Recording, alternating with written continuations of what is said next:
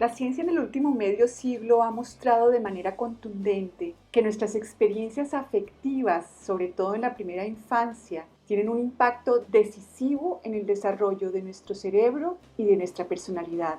La madurez implica hacer algo con lo que hicieron conmigo, no para culpar a otros o justificarme, sino para liberarme de todos los condicionamientos aprendidos en ese esfuerzo que todos hacemos desde que nacemos para adaptarnos a un medio familiar en particular. Si tuvimos que sobreadaptarnos, los mecanismos de defensa se tomarán nuestras estructuras de la personalidad, pero las defensas puede que alivien el dolor, pero inhabilitan el yo. Todo mi trabajo se centra en lo que yo he llamado el abordaje terapéutico centrado en el ser. De lo que se trata es de recuperar algo que yo tuve que abandonar por el camino para crearme un personaje con el que pude sobrevivir en mi infancia. Quiero mostrarles primero que todo un video. En este video vamos a ver el experimento de un científico que se llama el Dr. Tronick, que se dedicó a investigar cómo los niños desde muy pequeñitos se empiezan a organizar en su personalidad a partir de la calidad del encuentro que le dan los adultos. Es decir, nosotros no nacemos independientes y autónomos para hacer lo primero que tenemos que hacer, que es reconocer y acoger nuestra existencia. El video muestra a una madre interactuando con su hijo en una sintonía muy grande. De repente se le pide a la madre que deje su cara inmóvil y en ese momento el niño se desencaja emocionalmente. Primero pone sus manos delante de su madre, grita, llora y al final trata de aislarse. La madre regresa a su cara normal y en este caso el niño rápidamente recupera su regulación emocional. La mamá no lo está pegando, no lo está castigando, no lo está maltratando, simplemente no está encontrándose con él. Hay una falta de encuentro y esto genera una distancia que para el niño es absolutamente insoportable. El creador del psicodrama, que se llama Jacob Levi Moreno, decía que la sanidad es la espontaneidad, es decir, la capacidad de responder a las situaciones de manera adecuada, y las situaciones siempre son nuevas. Y vemos en este video que nosotros nacemos espontáneos, nacemos conectados con lo que sentimos y lo expresamos sin importar qué. Y vemos que la necesidad principal del niño para terminar de nacer es esta conexión emocional, porque el niño no tiene ni idea de quién es. Entonces necesita de un yo auxiliar que lo reconozca, que valide su experiencia y que lo acoja. ¿Qué pasa entonces cuando esta desconexión que vimos ahorita y que se reunieron rápido y la mamá lo logró calmar? ¿Qué pasa si esta desconexión es continua, día tras día, por negligencia, por abandono, por presencia de la persona que lo cuida, pero que no es capaz de estar disponible emocionalmente para el niño? Pues esta es una experiencia absolutamente aterradora y dolorosa, es absolutamente insoportable. ¿Por qué? Porque realmente la vida del niño depende de la atención que le dé su madre. Si él no logra que su madre lo atienda, su vida la siente que está en peligro porque realmente está en peligro. El niño es absolutamente indefenso e incapaz de hacer algo por sí mismo. Entonces, este dolor del desencuentro, lo que pasa es que a esa edad pasa por los circuitos del dolor físico y el niño, para lograr sobrevivir, lo tiene que abandonar, exiliar de su sistema. Es como si lo mandara a un túnel, cerrara con llave y pusiera defensas para que ese dolor no salga de ese túnel. Entonces, ¿qué pasa? Dice Moreno, las defensas alivian el dolor, pero inhabilitan el yo. Es decir, las defensas empiezan a gobernar la vida de esta persona sin que se dé cuenta. Ya al año la persona ha organizado la manera como este personaje se ve, funciona y reacciona.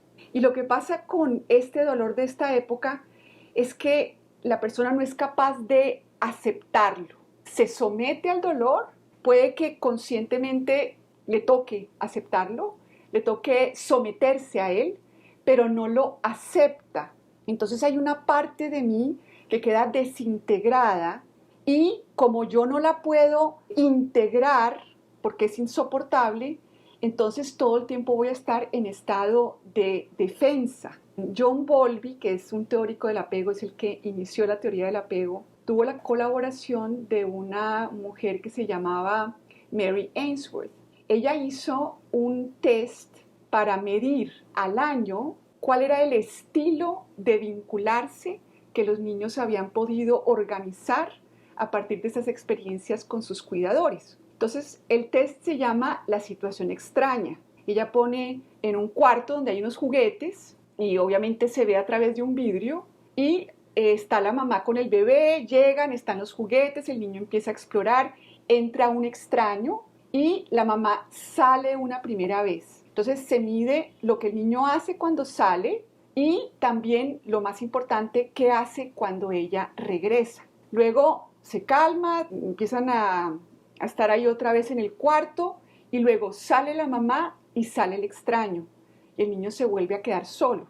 Entonces se vuelve a mirar qué es lo que hace cuando se queda solo y qué es lo que hace cuando regresa. Entonces los niños que han podido tener una respuesta sensible, le llama Bowlby, es decir, padres suficientemente atentos y presentes para sí mismos, suficientemente regulados para estar presentes y disponibles para el niño, y donde estas distancias obviamente que son incapaces de controlar, o sea, nadie puede estar todo el tiempo presente para un niño para que esté calmado, porque obviamente los niños pequeños, cuando la mamá desaparece, para ellos es como si ya no la pudiera volver a ver, como si desapareciera de la tierra y entran en unos estados emocionales muy difíciles.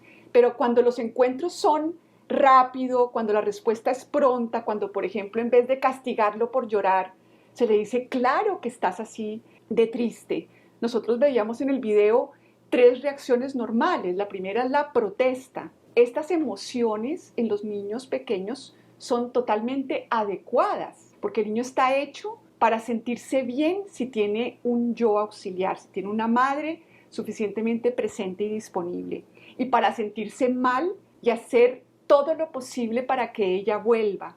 Entonces está la protesta, luego lo veíamos que empezó como a llorar y luego vemos que el niñito trata como de aislarse. Entonces esas son las tres de las reacciones que los niños pueden tener ante la desconexión con los padres. Entonces decía Bowlby que el apego seguro, o sea, un niño que puede estar en situaciones en donde hay incertidumbre, en donde no puede controlar, en donde no es capaz de valerse por sí mismo, pero está tranquilo, es porque esas separaciones y encuentros no logran desestabilizarlo demasiado y de alguna manera no es abrumador.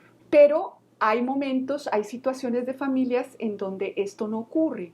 Bueno, él distingue entre apego seguro y apegos inseguros. Y dentro de estos apegos inseguros hay 3 tipos. Uno es el apego inseguro ansioso. ¿Qué pasaba con el niño con un apego inseguro ansioso? Estoy hablando de este personaje que el niño empieza a construir para poderse adaptar a esa distancia que sufre de una manera abrumadora. Cuando el niño seguro, la mamá sale, el niño llora. O sea, un niño normal en su desarrollo no está acostumbrado a quedarse sin su mamá y a estar tranquilo. Que la gente cree que cuando los niños entran al jardín y están totalmente tranquilos y regulados es porque son más maduros o ¡ay, qué niño tan independiente, tan divino, qué cosa tan extraordinaria! No, algo le pasa porque el niño seguro no está acostumbrado a eso y sufre y va a empezar a llamar a la mamá. Cuando el niño con apego seguro, la mamá regresa, la mamá logra calmarlo muy rápido, como vimos en el video. El niño está acostumbrado a tener en la mamá un refugio, una base segura desde la cual puede incluso explorar sus propias emociones internas y el mundo a su alrededor. ¿Qué pasa con el niño de apego inseguro ansioso? Cuando la mamá sale, llora y cuando ella regresa, el niño no se calma por nada. Es decir, manteniendo esta crisis emocional, quiere retener a la mamá, quiere aferrarse a ella. Entonces, ¿cómo se ve este apego inseguro ansioso en la vida adulta? Son personas con déficit de reconocimiento de sí mismos. Entonces son personas que cuando están solas no resisten sentirse solos y entonces empiezan a hacer toda clase de escándalos y tienes que contestarme 10 veces al día, toda clase de mensajes y tienen que estar todo el tiempo agarrados de esa persona y no tienen autonomía de ningún tipo. Son personas que no pueden tomar decisiones, que se sienten muy inseguras de ser ellas mismas y siempre van a tener este problema de la dependencia emocional, porque ese dolor que no resisten es la soledad.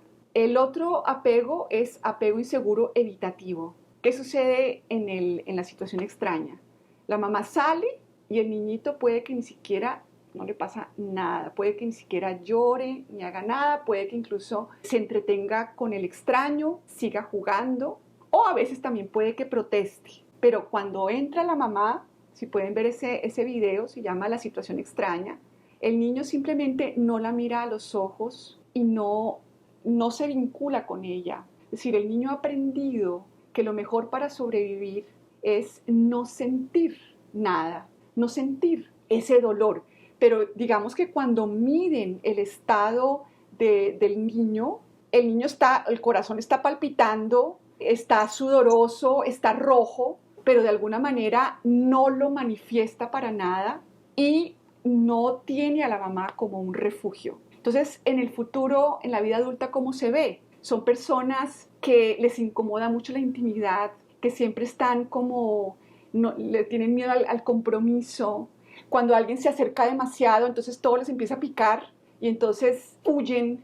Cuando la están pasando mal, se esconden. Son personas que han aprendido que se tienen que bastar a sí mismas y muchas veces son incluso personas que van a buscar alivios en las cosas. Entonces, son personas que trabajan día y noche o que se concentran es como en tener y en hacer. El tercer apego inseguro se llama el apego inseguro desorganizado. Este es el más tenaz porque en estas situaciones, en estas experiencias de todos los días, la persona que debería ser el refugio de este niñito, que es la mamá o el papá, se convierten en fuente de terror. Entonces es cuando los niños son golpeados, cuando son abusados sexualmente y cuando no solamente pasa eso, sino que nadie los defiende. Entonces, digamos que su sistema de vínculo les dice, acércate a tu madre, no puedes valerte por ti mismo, necesitas este refugio, pero su sistema de supervivencia le dice, huye. Entonces las personas no son capaces de organizar una estrategia para lidiar con el dolor. ¿Qué pasa en estos apegos inseguros? Obviamente tienen grados, no son todos igual. Los de apego inseguro desorganizado son los que desarrollan enfermedades afectivas bastante fuertes. ¿Qué es lo que sucede con estos apegos inseguros? Nosotros tenemos dos tipos de memoria. Tenemos la memoria explícita, que es la que estoy usando en este momento, cuando me estoy acordando de John Bowlby, de Mary Ainsworth. ¿Y en qué consiste? En que yo me doy cuenta que estoy recordando y recuerdo en el espacio y en el tiempo. Entonces, por ejemplo, yo le puedo decir a Susan Ellinger, oye, yo te vi que tú estabas haciendo este gesto y este otro gesto. Y ella me puede decir, no, Ana María, yo no quería hacer ese gesto y no es lo que tú estás interpretando. Entonces uno puede inmediatamente como estar trabajando y recuperando lo que es la realidad con este tipo de memoria. Lo que pasa con esta memoria es que empieza más o menos desde los 3 años de edad. Nosotros tenemos 3 tipos de cerebro. El primero con el que nacemos, que es el cerebro reptil, el que está encargado de todo el funcionamiento de los órganos y de las respuestas de supervivencia, que son, digamos, cuando a ti te aparece un león, pues o peleas contra el león y lo matas, o sales corriendo o te haces el muerto. Entonces, este cerebro reptil, este cerebro más primitivo, es con el que nace el niño, es el único perfectamente desarrollado. Y este cerebro primitivo, el reptil, tiene un centro de memoria que se llama la amígdala y ahí es donde se va guardando toda esta información, escena tras escena, encuentro y desencuentro, y lo que permite ya que al año el niño se ha adaptado o ha surgido él o ha tenido que hacer lo siguiente. Las cualidades originales que lo iban a acompañar en la vida toman roles extremos defensivos, es decir, se deforman y se convierten en defectos de carácter. Y estos defectos de carácter son los que empiezan a gobernar cómo funciona la persona y cómo reacciona la persona. Entonces, este cerebro primitivo tiene esta amígdala, pero yo no recuerdo, es una memoria que actúa de la siguiente manera. Va asociando en el presente situaciones parecidas a esas que me abrumaron, o sea, a esas que están guardadas en el túnel, para reactivar las defensas y que yo no pueda sentir eso. Porque recordemos que la persona dijo, yo me someto, no acepto y no me va a volver a pasar. Y por eso uno escoge escenarios familiares en donde trata de controlar que eso no me vuelva a pasar. Entonces, por ejemplo, la memoria implícita hace eso. Entonces, lo que pasa con ella es que, por ejemplo, si yo fui sobreexigida, por ejemplo, una de las cosas más terribles de la falta de encuentro es la inversión de roles. Es decir, cuando los padres, en vez de ser ese refugio que puede calmar al niño, no resisten estas emociones fuertes del niño y lo que quieren es reprimirlas, castigarlas y te vas a tu cuarto. Entonces, en ese caso, digamos que el niño está sobreexigido porque tiene que cuidar que sus papás estén regulados. Cuando yo no puedo ser niña, tengo que meter mi niña en un túnel y tengo que velar por mis papás, hacerme responsable de ellos, y la narrativa oficial familiar es así, ¿no? Entonces es, ay, es que me pusiste brava, ¿viste? Si no te portaras así, entonces no te hablaría yo así, etcétera, etcétera. Es decir, el niño empieza a hacerse responsable y esa es una sobreexigencia. Además, se le enseña al niño que lo que siente no importa y es un peligro porque voy a recibir una mala reacción de mis padres. Por ejemplo, yo que fui súper sobreexigida, ¿no? Un día llegábamos con mi hijo a comer como a las 8 de la noche y obviamente como todo niño, pues está con hambre, no tiene un reconocimiento de los demás, sino los niños son narcisistas, piensan solamente en ellos. Entonces, mamá, quiero de comer, y le da como la pataleta. Y yo empiezo, entonces mi memoria implícita, ¿qué es lo que hace? Me lleva a ese momento en que yo fui sobreexigida. Entonces yo empiezo, se sale del túnel esa Ana María que se sintió tan mal, tengo contacto con esa niña y mis defensas se quieren hacer cargo, porque toda la vida se han hecho cargo mis defensas de esa niña, porque yo no estoy ahí, yo tuve que abandonarme. Entonces, claro, obviamente como yo conozco esos estados que yo tengo que integrar, entonces me di cuenta que yo estaba en memoria implícita, es decir, que en ese momento yo me sentí esa niñita que además su vida depende de que el otro me acepte, de que el otro me estime, y resulta que aquí es solamente exigencia. Entonces, claro, pero obviamente ya yo no soy una niña, entonces yo puedo coger y controlar que ese niño no me sobreexija.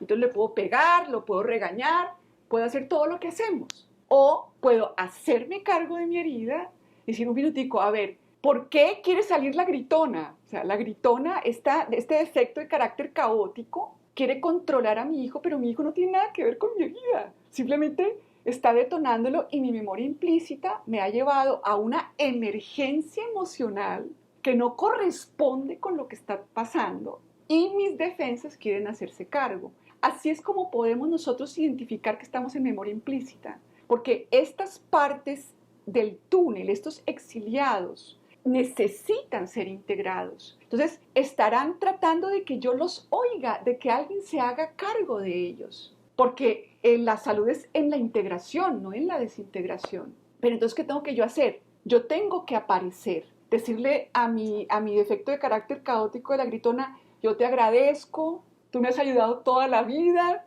porque tuvimos que gritar para que nos oyeran, pero en este momento vamos a sentir, yo voy a atender la Ana María verdadera, mi yo auténtico, desde mi yo auténtico, desidentificándome de mi defensa y también desidentificándome de mi parte exiliada.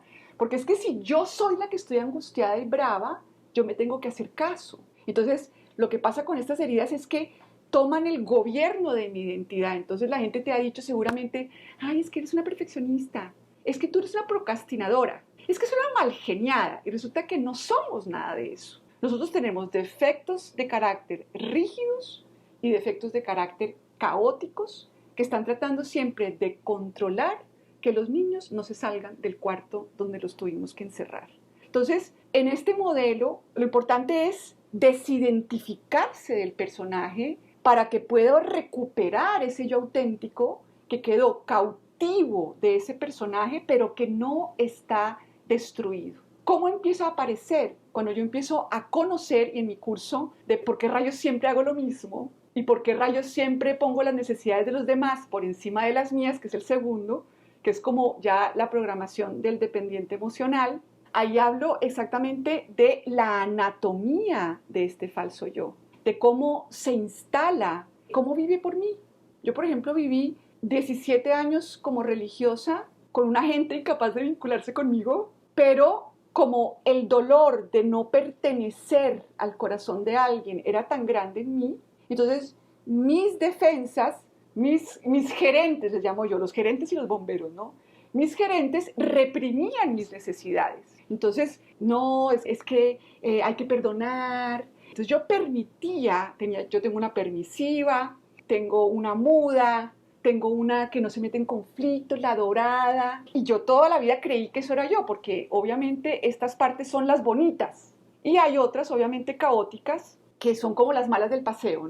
Y dentro de uno, los gerentes y los bomberos siempre están de pelea. ¿Qué bomberos hay? El suicida, el adicto. Tú no eres el adicto, tú tienes un adicto adentro. Y tiene un rol positivo. Estos defectos de carácter, por ejemplo la negación, ¿no? Todo el mundo, ay, es que estás en negación. Pues la negación, el rol que hace es amortiguar el espíritu.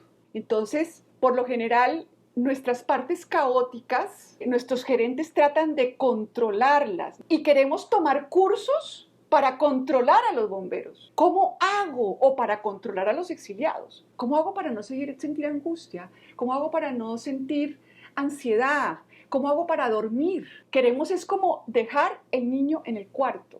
Y los gerentes pues son los que más reprimen y no dejan. Entonces siempre están en una polarización interna. Gerentes contra bomberos, bomberos contra gerentes y todos contra los exiliados. Y algunos profesionales se alían con los gerentes contra los bomberos, pero ¿qué pasa? Que ahí no saliste tú, que eres ahora la que puede darle una respuesta adecuada a esa niñita que tuviste que abandonar. Puedes ahora interpretar correctamente lo que le está pasando y contarle bien la historia, porque es que por lo general no nos hace daño lo que nos pasa, sino las historias que nos contamos de lo que nos pasa. Por ejemplo, típico de la dependiente, ¿no? Tiene el novio que le ha sido infiel con 3 y entonces ella, en vez de tener una respuesta adecuada y decir, oye, hay gente que no cambia y tengo que aceptarlo, ¿sí? Y cuando la gente no cambia, que tengo que cambiar soy yo. Pero ¿qué pasa? Ella no ha podido aceptar que hay gente que no cambia, porque si yo soy una niña y tengo que aceptar que mi mamá tiene un problema mental y debería ir con el psiquiatra, pues ese día me da un ataque cardíaco y me muero. Entonces, ¿el niño qué hace? Se culpa, tiene un culpador adentro. ¿Por qué? Porque si yo me culpo, yo tengo esperanza, yo puedo hacer algo, yo me puedo hacer la muerta con el novio para que me acepte. No, lo que pasa es que me puse muy celosa y entonces, claro, se aburrió de mí y me dijo que yo era una escandalosa. Pues claro que eres celosa, no estamos hechos para que alguien no sea infiel con 3, estamos hechos para el amor exclusivo, pero la persona no lo puede ver porque su personaje, es decir, el crítico interno, viste otra vez, lo perdiste, claro, porque sacaste los bomberos y le dijiste que era malo y no debías haber hecho eso. Entonces lo importante es que la persona empiece a darse cuenta, este personaje, cómo me habita, cuáles son mis gerentes, cuáles son mis bomberos. En la medida en que yo empiece a trabajar con ellos, voy a empezar a aparecer, voy a estar suficientemente presente para yo hacerme cargo de los exiliados. Hay gente que quiere sacar de una vez el dolor, ¿no? Que salga eso que no puede sentir. Oye, si la persona no está ahí, tú sales del consultorio y tus bomberos y tus gerentes te acaban y te da una crisis emocional y hay gente que termina suicidada. ¿Por qué? Porque estos protectores te han cuidado toda la vida para que tú sobrevivas y tú cogiste y sacaste del túnel, sí, abran todos y salgan todas las emociones insoportable. Entonces, este es el trabajo que van a encontrar en los cursos. Van a poder utilizar, por ejemplo, una herramienta, porque esta de la situación extraña era para medir el apego en los niños, y hay otra que realizó una investigadora que se llama Mary Main, que se llama la entrevista de apego para adultos, que es muy buena para identificar qué tipo de apego fue el que yo construí y empezar a tomar distancia. No eres tú la que se puso brava. No eres tú la que no resiste que te doblaron el cuadro. Y no tienes que vivir así, no te tienes que aguantar ni tu enfermedad ni la de los demás. Podemos vivir bien y es posible recuperar a ese yo auténtico que, como les decía, está cautivo de todo este sistema, pero no está destruido. Y empezar a identificar cuando estás en memoria implícita y no empezar a controlar esos exiliados que te abruman, sino a decirles, hey, yo estoy acá, no me tienes que abrumar, yo te voy a escuchar el cuento, yo voy a hacerme cargo de ti, no me tienes que gritar, ya no te voy a seguir metiendo en el cuarto. Y en la medida en que la persona va apareciendo, estos defensores, estos defectos de carácter, se van relajando, porque es que están ahí, es porque tú no estabas. Y cuando tú empiezas a aparecer y cuando empiezas a hacer este trabajo, esos defectos se empiezan a relajar y pueden retomar y ser esas cualidades originales que tú tenías, porque no se trata de destruirlos. Lo que pasa es que una empatía se volvió una responsabilidad exagerada por los demás. Entonces, esa responsabilidad exagerada y esa metiche, entonces vuelve y se vuelve una empatía normal.